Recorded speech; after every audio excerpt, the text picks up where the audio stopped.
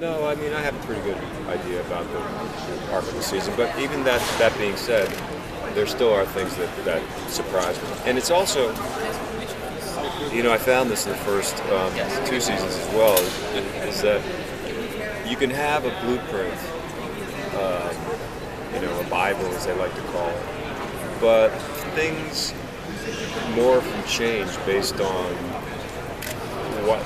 what's happening on screen. In other words, the relationship between the Mike Weston character and my character.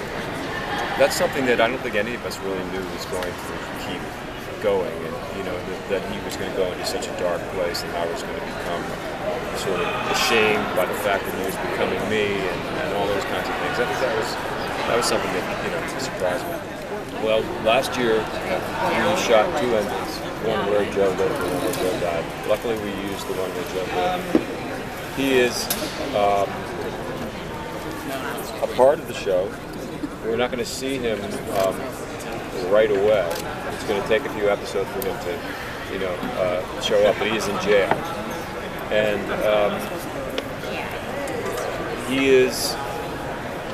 have really interesting ideas about how to get the two of us back together, because we really want to have scenes that we can play. I want to play scenes with him, and James is fantastic, and I think our fans have really embraced him as one of their favorite bad guys ever.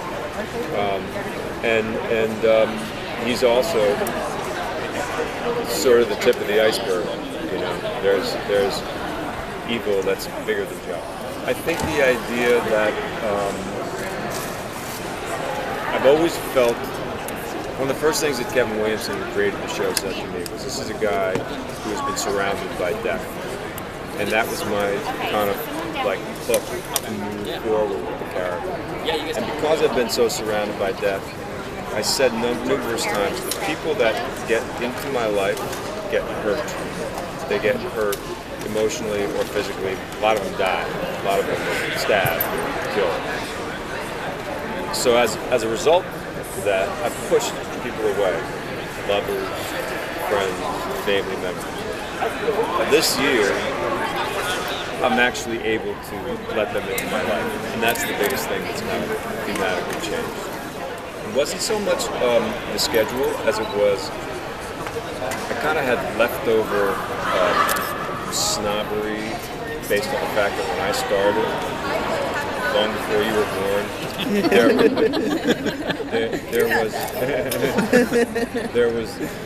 television was not where you wanted to be, well, not where I wanted to be.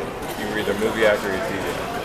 And that it was hard for me to kind of get my head around. Then all of a sudden I went, don't be an idiot. You love these television shows. That's what you're watching. Look at these actors. Look at Gandolfini. Look at that opportunity to over years and years take a character development. So that was part of my hesitancy.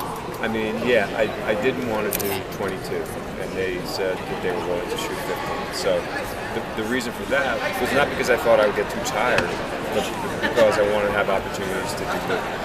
Because part of being an actor to me is to be able to walk into another guy's shoes. So, I've been able to keep doing some movies. Your change of mind has something to do with your changing as an actor, or as the television changed? I think both. Yeah, it sort of happened simultaneously. I feel like we are kind of in a golden age of television. I think it's, and I also saw my wife's experience and how much she liked doing 7 years on a show and being able to really, really keep peeling the layers of the onion back on the character.